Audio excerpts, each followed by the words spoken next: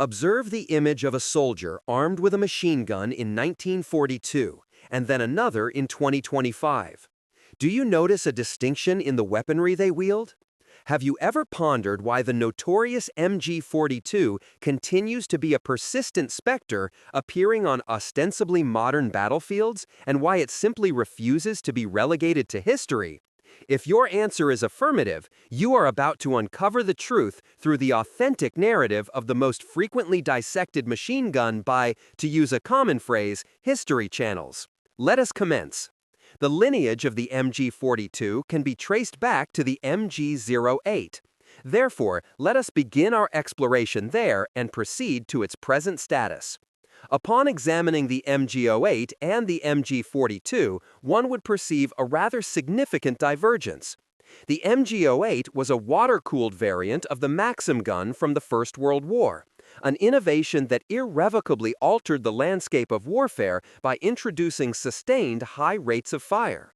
However, times evolved, and the Germans astutely understood that the subsequent conflict for which they were preparing would not be fought from entrenched positions as in the preceding war. They were developing a new, soon-to-be renowned blitzkrieg strategy, and they required a weapon capable of complementing its pace and providing substantial automatic firepower to their advancing infantry. Consequently, the 80-pound MG-08, expelling approximately 500 rounds per minute, was entirely unsuitable for this envisioned role. Incidentally, the MG-08 would indeed see service throughout the entirety of the war by the Germans, primarily in secondary defensive lines or positions. During the years preceding the Second World War, German engineers toiled in absolute secrecy on a novel machine gun. Following the devastation of the First World War, they were strictly prohibited from developing new armaments. Thus, they were compelled to operate covertly. Their initial creation was the MG-13, a considerably lighter air-cooled machine gun that a single soldier could transport, featuring the inaugural quick barrel change mechanism instead of a water-filled jacket. In lieu of a heavy tripod, it was equipped with a bipod positioned at the muzzle. It is important to remember that these were all revolutionary attributes for their era and would profoundly influence the forthcoming MG-42. The most substantial alteration, however, and the primary reason for the MG-13's eventual obsolescence was its ammunition feed. Instead of belts, it employed a 25-round magazine. Firing at a rate of approximately 600 rounds per minute meant a mere 2.5 seconds of sustained fire before a reload became imperative, rendering sustained suppressive fire out of the question. 4 years elapsed before they achieved their first true breakthrough, the legendary and widely underestimated MG-34. It was, in fact, the world's inaugural general-purpose machine gun. It was belt-fed, featured a rapid barrel replacement system, was constructed from high-quality military-grade components, and now fired approximately 900 rounds per minute, representing a 50% increase in the rate of fire compared to all preceding machine guns. It is not an exaggeration to state that upon its introduction, the MG-34 was the preeminent and most advanced machine gun globally.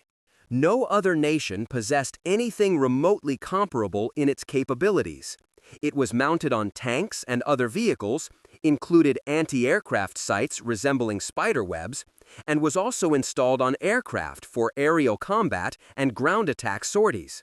Naturally, it was utilized by infantry in both offensive and defensive capacities, firing from a bipod, from the hip, supported by an assistant gunner's back, or, and this represents a particularly ingenious feature of both the MG-34 and the MG-42, from the lafette mount. This mount itself is a marvel of engineering, and we will delve into its intricacies shortly. Rest assured, it warrants your attention. Nevertheless, despite its exceptional qualities, the MG-34 presented certain drawbacks, although these were less inherent flaws of the weapon itself and more a reflection of the nation producing it. Indeed, it was susceptible to dust, dirt, and cold, necessitating diligent cleaning and lubrication by the gunners to ensure its functionality when required. However, this was not the principal impetus behind the Germans' pursuit of its successor. The MG-34 was, in essence, a luxury weapon, meticulously crafted from premium components through a precise and intricate manufacturing process demanding skilled artisans. Approximately 150 man-hours were expended in the production of a single MG-34 at a cost of around 320 Reichmarks, which translates to approximately 3,000 of today's currency. The challenge arose when the necessity dictated the production of hundreds of thousands of such machine guns as the war rapidly expanded across multiple theaters and continents. Even prior to the war, the Germans were engaged in experimental efforts to develop a more economical and superior alternative, utilizing stamped steel components. This approach aimed to reduce both cost and production time without compromising the machine gun's performance. Imagine, then, being an engineer tasked with creating a superior successor to the world's finest machine gun, while simultaneously halving its price and manufacturing duration.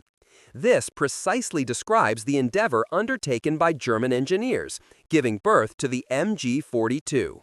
Constructed from stamped steel as stipulated, it boasted a 30% higher rate of fire, an accelerated quick barrel change system, enhanced reliability in adverse battlefield conditions, and, most remarkably, required only half the time to produce compared to the MG-34, while also reducing the per-unit cost by approximately 80 Reichmarks. I believe this constitutes a genuinely impressive accomplishment. Upon finalization of the design, it entered mass production swiftly, and throughout the war, over 400,000 MG-42s were manufactured. However, it never entirely supplanted the MG-34 for a pair of reasons. The first was that retooling factories already dedicated to MG-34 production would necessitate a temporary halt in the output of critically needed machine guns.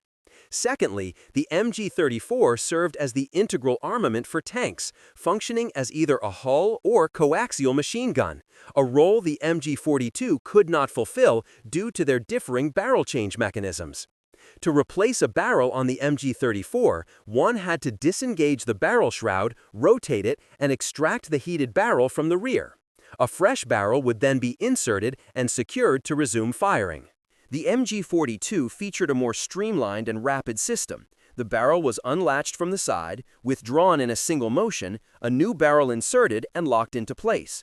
However, performing this within the confined confines of a tank's turret would require a complete redesign. Consequently, when the MG-42 was observed on a tank, it was invariably mounted externally, such as protruding from the commander's cupola, providing supplementary anti-infantry or anti-aircraft defense. The Germans maintained parallel production of both machine guns throughout the war, recognizing the ongoing need for spare parts for the vast numbers of MG-34s already in service. We now arrive at the machine gun that fired more than double the rounds per minute of any Allied weapon. Thus, we can finally address those extensively debated facts and myths. Its firing rate was so rapid that the intervals between shots were imperceptible, resulting in a continuous roar that so terrified Allied soldiers it was said to be capable of cutting a man in half, earning it the moniker Hitler's Buzzsaw, and so forth. And let me be clear, the majority of these assertions hold true. My fascination, however, lies more with the ingenious and often overlooked engineering that underpinned this weapon and enabled these terrifying monikers and legends to become reality. If this weapon were not so fundamentally sound, it would not still be in service today in slightly modified iterations. Now, consider its exceptional performance in 1942, when it faced no comparable competition worldwide. Upon its initial deployment on the battlefield in 1942, Allied troops immediately recognized its formidable nature, quickly learning to fear it, and with good cause.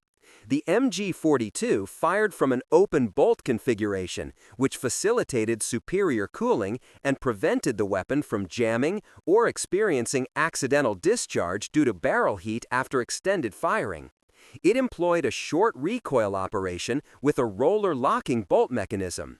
In essence, the barrel and bolt recoiled together after firing.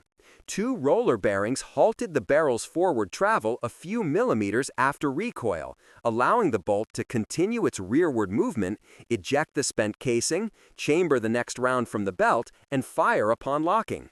This process, executed at an exceptionally high velocity, continued as long as the trigger remained depressed.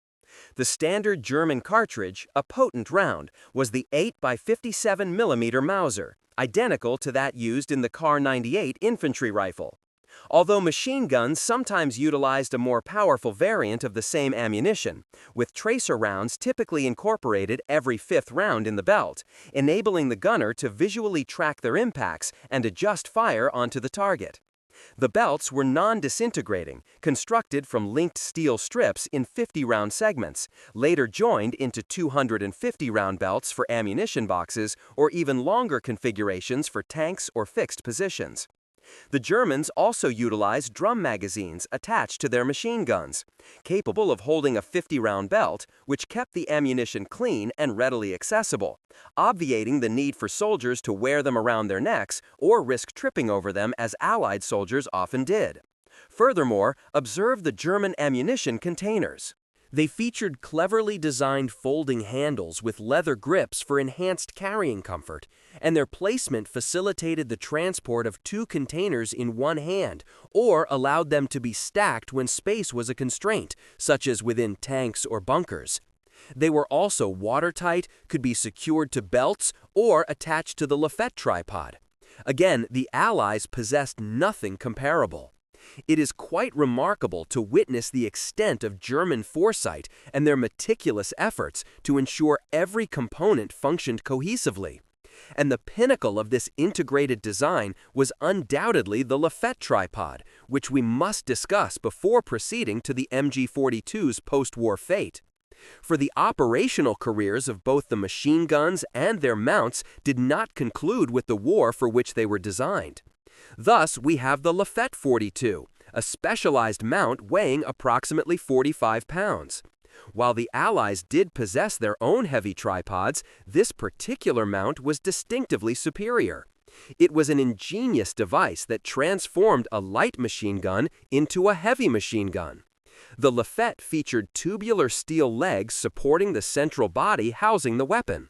Two coiled buffer springs absorbed the gun's recoil, thereby enhancing its stability and accuracy, while a separate trigger mechanism eliminated the need for the gunner to contend with firing vibrations. It incorporated precise aiming controls and advanced optics that extended the weapon's effective range to 3,000 meters, rendering it proficient even for indirect fire, akin to a form of light artillery. However, its most ingenious feature was the mechanical computer known as the Tiefenfeuerautomat. Functioning akin to a clockwork mechanism, the gunner would designate two range limits and the desired sweep zone. In essence, the gunner selected the area where the machine gun was intended to deliver fire, whether it be a road anticipated for enemy movement or a bridge requiring control or denial of access. Utilizing this mechanism, upon activation of the trigger, the weapon would discharge and automatically sweep across this predefined sector. Each time the trigger was engaged, the gun would traverse this zone, and the gunner need not be in close proximity to the weapon. He could attach a string to the trigger and remain in cover while the gun discharged rounds across the designated area, provided it had ammunition. The Lafette tripod operated identically with both the MG34 and the MG42, and it stands as one of the most overlooked aspects of German weaponry, significantly amplifying the effectiveness of their machine guns and effectively transforming them into fully automatic sharpshooters. Furthermore, barrel changes were simplified when the weapon was mounted, and a proficient crew could execute this maneuver in a mere 3 to 4 seconds, thereby maintaining sustained fire.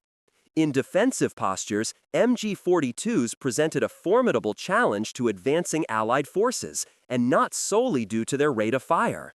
Employing the Lafette mount, as demonstrated, they were positioned much lower to the ground, consequently becoming more difficult to detect and neutralize. The Germans were also adept at deception, employing tactics to create the illusion of greater machine gun strength than was actually present. They would prepare multiple firing positions for each team, and after sustained firing, relocate and shift positions, continuing their engagement from different angles. This tactic frustrated the Allies, who found themselves under fire from multiple directions, leading them to believe they were confronting a significantly larger enemy force. Moreover, they lacked definitive targets upon which to direct artillery or tank fire to suppress the machine gun nests. When compelled to retreat, the Germans frequently did so after inflicting substantial casualties upon Allied soldiers, subsequently withdrawing to new positions where they would reiterate the same strategy. This was particularly prevalent in the later stages of the war, as the Germans inexorably retreated towards Berlin, exacting a terrible toll in blood for every Allied advance. The Germans also employed a tactic involving two machine guns. One would fire tracer rounds high above Allied positions, creating the impression that the fire was directed at rear echelon units, prompting frontline units to attempt an advance. The second machine gun would lie in wait for this precise moment and eliminate them as soon as they exposed themselves. Regarding the German gunner, discharging 20 rounds per second necessitated a high degree of discipline and trigger control for multiple reasons. Prolonged firing could potentially damage the weapon, either through barrel overheating or by inducing a catastrophic failure in the feeding mechanism, which, incidentally, could result in the weapon exploding in the gunner's hands, an occurrence that was regrettably not uncommon. This extreme rate of fire was a double-edged sword. Ammunition was, naturally, depleted at an accelerated pace, and it required a dedicated effort to supply sufficient quantities to feed the voracious weapon. Therefore, to maximize the potential of the machine guns, whether MG-34 or MG-42, as both were employed concurrently, the Germans organized their squads around the machine gun itself. In contrast, Allied forces tended to view machine guns more as supplementary assets to infantry support, categorizing them as light, medium, or heavy. The Germans, however, achieved superior results with a single weapon by implementing a more effective organizational structure. A standard infantry squad comprised 10 soldiers. The core element was the machine gun team, consisting of the gunner, his assistant, and an ammunition bearer. These three individuals worked collaboratively around the weapon, managing all associated equipment, ensuring smooth operation, and providing mutual support for aiming adjustments, reloads, barrel exchanges, and repositioning. Should the gunner be incapacitated, the assistant would assume his role without hesitation and continue delivering fire. These three individuals were typically armed with a 9mm pistol as a sidearm. Subsequently, there were 6 soldiers equipped with Kar 98 bolt-action rifles. Their responsibility was to ensure the safety of the machine gun team, provide protection, or advance under their covering fire to secure positions during offensive operations.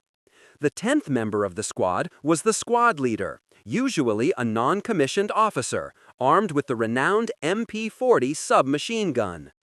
He was tasked with commanding and directing the squad's actions and fire, coordinating with other units. They typically utilized a horse or donkey to tow a cart laden with ammunition. As one might anticipate, they rapidly expended thousands of rounds, a quantity not easily transported by hand. A single 250-round box weighed approximately 8 kilograms, or about 20 pounds, and would be depleted in approximately 10 seconds of firing. Consequently, judicious ammunition management was essential during prolonged engagements. You may therefore inquire why, if the MG-42 was so exceptional, captured examples were not widely utilized by the Allies, nor were they replicated and adopted by other armies. In reality, they were utilized, and attempts were made to replicate them, although initially without success. Allied troops would indeed employ captured German machine guns whenever the opportunity arose, particularly among partisan and resistance movements. It is asserted that the Germans would execute soldiers captured bearing their machine guns, though this was more likely an occurrence of isolated incidents. However, the fundamental challenge with employing an adversary's weapon lies in the lack of prior training.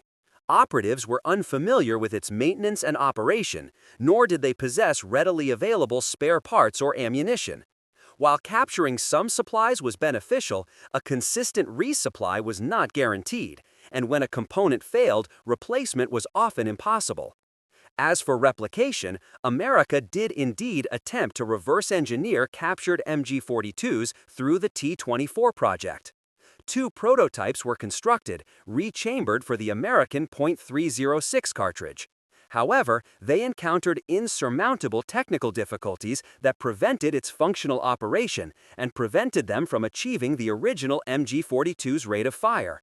The project was ultimately abandoned due to the excessive expenditure of time and resources that could have been better allocated to the production of weapons they were already proficient in manufacturing. This does not, however, preclude the possibility of inspiration being drawn from it. Certain elements of the MG-42 were integrated with the ergonomic design of the German FG-42 paratrooper rifle, eventually contributing to the development of the M60 machine gun, surprisingly enough. Now, we have examined the MG-42 within the context of the Second World War. What transpired after Germany's eventual surrender and the conclusion of the war? Many weapons saw their operational careers end with the cessation of hostilities or in the subsequent years, but not this one. Firstly, vast quantities of MG-42s remained in storage following Germany's disarmament, and these were subsequently acquired by numerous nations worldwide. Some countries even produced their own versions, such as the Yugoslavian M53, which is a direct replica of the MG-42 and remained in service for decades. Upon aligning with NATO in the post-war era and requiring new general-purpose machine guns to rearm their forces, Germany turned to British and American weaponry of the time and concluded, "This is inadequate. We already possessed something far superior." Consequently, they repurposed their tried-and-true MG-42s, chambering them for the new standard caliber 7.62 by 51 NATO, and designated it the MG-1. It was essentially the same weapon as the MG-42, with only a new barrel and modifications to accommodate the different caliber. And observe this, it remained superior and easier to produce than any other nation's offerings. In the ensuing years, the MG-1 underwent minor modifications, including the incorporation of a heavier bolt to reduce the rate of fire to a more manageable and economical approximately 900 rounds per minute. It subsequently evolved into the MG-3, featuring incremental improvements such as the adoption of the American disintegrating belt. However, the fundamental design principle of the weapon remained unchanged from its 1942 iteration, and it was now wielded by some of the world's most advanced armies. They even utilize a similar Lafette-style mount, albeit enhanced with modern optics and fire control systems, fundamentally the same mechanism that transforms the MG-3 into an exceptionally lethal long-range weapon. It continues to be integrated into vehicles and tanks, now often within remotely operated turrets equipped with night vision and other advanced technologies.